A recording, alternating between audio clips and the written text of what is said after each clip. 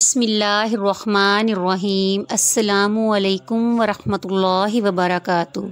प्यारे सामईन, आज मैं आपको एक ऐसे परिंदे का वाक़या सुनाने जा रही हूँ जिसे आपने हमेशा दुनिया में लोगों से यही सुना कि ये परिंदा मनहूस है, लोग उससे नफ़रत करते हैं, लोग उसे नफ़रत भरी निगाह से देखते हैं, कोई भी उस परिंदे को पसंद नहीं करता। हालांकि अगर उसकी आवाज़ आ जाए तो लोग उसकी आवाज़ तक को मनहूस समझते हैं, और जहाँ वो परिंदा बसेरा करता है लोग वहाँ से घरों को छोड़ जाते हैं, लोग किसी और जगह पे जाकर आबाद होने को तरजीह देते हैं, क्योंकि लोग समझते हैं कि शायद ये परिंदा बोलेगा तो हमारे घर में बहुत बड़ा नुकसान होगा, या तो कोई मुसीबत आएगी या परेशानी आएगी। प्यारे सामईन, आज मैं आपको उस परिंदे की हकीकत बताने जा रही हूँ। उसको सुन के आपको उस परिंदे से ना तो नफरत महसूस होगी,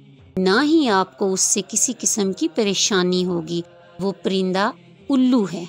आपने उल्लू के बारे में तो सुना ही होगा। उल्लू एक वो परिंदा है जो अपनी नजरें बिल्कुल सामने रख के देखता है, वो अपनी नजरें घुमा नहीं सकता। लोग उससे इतनी नफरत करते हैं कि लोग ये कहते हैं, अगर किसी से नफरत हो तो लोग कहते हैं कि तुम उल्लू की तरह दीदे फाड़ फाड़ कर क्यों देख रहे हो। वो परिंदा आपने देखा होगा कि वीरानों में रहता है, वो परिंदा बेआबाद जगहों पे रहता है। उस परिंदे को, उल्लू को आपने हमेशा ही परेशान देखा होगा, उल्लू को आपने हमेशा से उदास देखा होगा। तो सामईन, आज मैं आपको उल्लू की हकीकत बताने जा रही हूँ कि उस परिंदे के साथ क्या वाक़या पेश आया, उसकी परेशानी की, उसकी उदासी की क्या वजह है।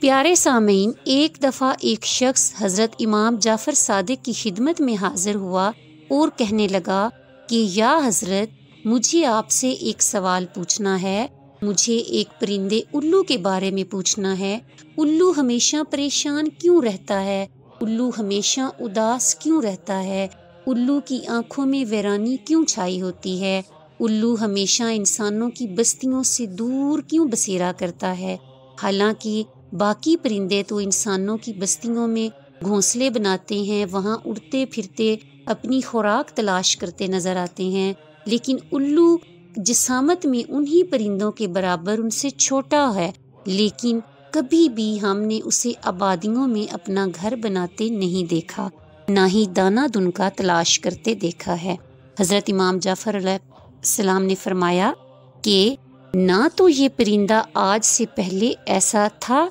ना ये वीरान जगहों में रहता था, ना ही ये उदास रहता था। इसके साथ एक ऐसा वाक़या पेश आया जिससे इसको इंसानों से नफरत हो गई, ये आबादियों से दूर वीरानों में जाके रहने लगा, इसका इंसानियत से भरोसा उठ गया, ये इंसानियत से नफरत करने लगा और ये इंसानों के दरमियान रहना नापसंद करने लगा।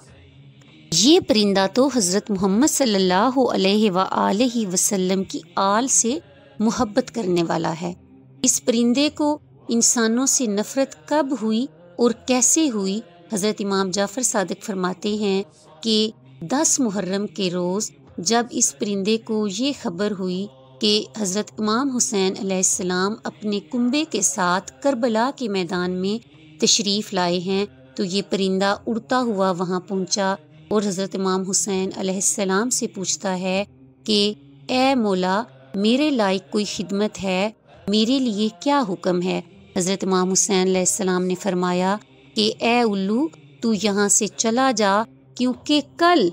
जो कुछ इस आल के साथ होने वाला है, नबी सल्लल्लाहु अलैहि वसल्लम की आल के साथ जो होने वाला है, जो इंसानियत सोच सलूक होगा, तू उसको नहीं देख सकेगा, जा तू यहाँ से चला जा। वो उल्लू जिद करने लगा कि नहीं, मुझे यहीं रहना है। तो हज़रत इमाम हुसैन अलैहिस्सलाम ने फरमाया, ठीक है, तुम यहाँ रहो और देखो कि हमारे साथ क्या इंसानियत सोच सलूक होता है। तो हज़रत इमाम जाफ़र सादिक फरमाते हैं कि ये परिंदा उल्लू वहाँ रुक गया, उसने अपनी आँखों से वो जुल्म सितम देखे, اس نے اپنی آنکھوں سے امام حسین علیہ السلام کا کٹتا ہوا سر دیکھا، اس نے اپنی آنکھوں سے معصوم بچوں کو پانی کے لیے تڑپتے اور بلکتے ہوئے دیکھا، اس نے خیموں کو لٹتے ہوئے دیکھا، الو نے چھوٹے معصوم علی اصغر کو شہید ہوتے ہوئے دیکھا،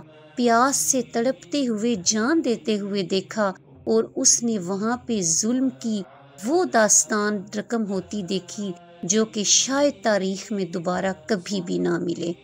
تو سامعین، جس دن اس نے یہ انسانیت سلوک دیکھا تو الو کو انسانوں سے نفرت ہوگی، الو کا انسانیت سے بھروسہ اٹھ گیا، الو انسانوں سے بہت دور ویران جنگلوں میں جا کے رہنے لگا۔ اس نے اس دن قسم کھائی کہ آج کے بعد کبھی بھی دوبارہ انسانوں کی بستیوں میں بسیرا نہیں کرے گا۔ تو سامعین، وہ پرندہ ایسا نہیں تھا، وہ پرندہ انسانیت سے محبت کرنے والا تھا، لیکن جب اس نے انسان کو ہی نبی کریم صلی اللہ علیہ وآلہ وسلم کی آل کے ساتھ وہ ظالمانہ سلوک کرتے دیکھا جو کہ کبھی اس نے شاید تاریخ میں نہیں دیکھا تھا، نہ ہی کبھی شاید اس کے بعد کوئی دیکھے، تو وہ پرندہ انسانوں سے دور رہنے لگا، انسانوں کی بستیوں سے دور جا کر بسیرا کرنے لگا، کیونکہ اس سے برداشت ہی نہیں ہو سکتا تھا کہ وہ ان انسانوں کے ساتھ رہے،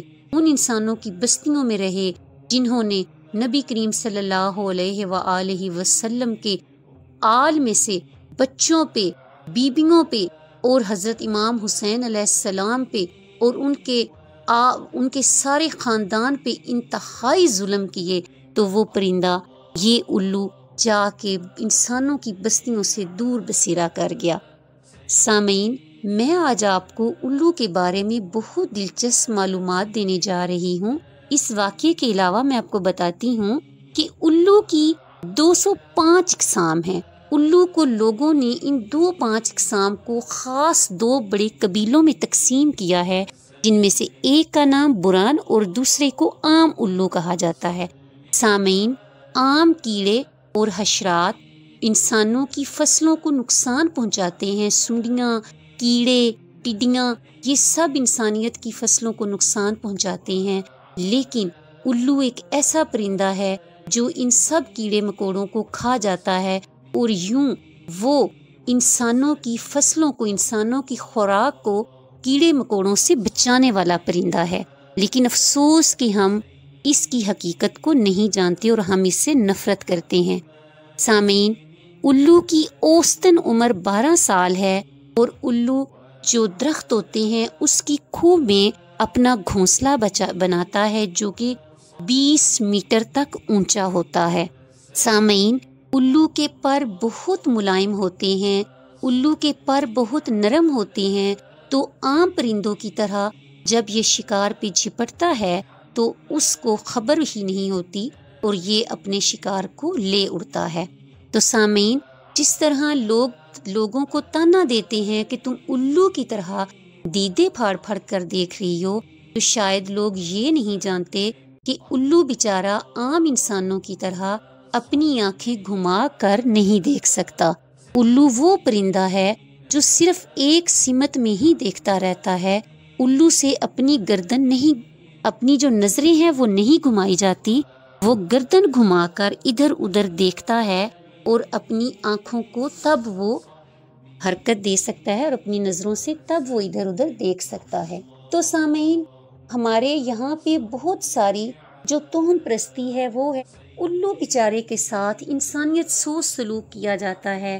کچھ جگہوں پہ الو کو یہ سمجھا جاتا ہے، جیسے چین میں لوگ سمجھتے ہیں اگر الو بولا تو کسی پڑوسی کی موت ہوگی، ساؤتھ افریقہ میں بھی اسے موت کی علامت سمجھا جاتا ہے، امریکہ میں، مغربی اور جنوبی امریکہ میں اسے دیکھا جانا سمجھا جاتا ہے کہ یہ منحوس ہے اگر یہ نظر آ جائے تو۔ ایران میں اگر یہ بولے، اس کی اچھی آواز ہو تو لوگ سمجھتے ہیں کہ خوشی کی علامت ہے، اور اگر اس کی آواز بری لگے تو وہ سمجھتے ہیں کہ یہ اب غم کی علامت ہے۔ ترکی میں بھی اسے بری علامت ہی سمجھا جاتا ہے، لیکن اگر ترکی میں سفید الو دیکھا جائے تو اسے تھوڑا صحیح مان لیا جاتا ہے۔ تو سامعین، ہندو میں اس کو اگر یہ گھروں میں بولے تو منحوس سمجھا جاتا ہے، لیکن دیوالی پہ اس کی قربانی کرتے ہیں اور اسے نیک شگن سمجھتے ہیں، اسے خوش قسمتی کی علامت سمجھتے ہیں۔ اور میں آپ سے یہی التماس کروں گی کہ بغیر کسی چیز کی حقیقت جانے کسی سے نفرت نہ کریں، کسی سے نظریں نہ پھیریں،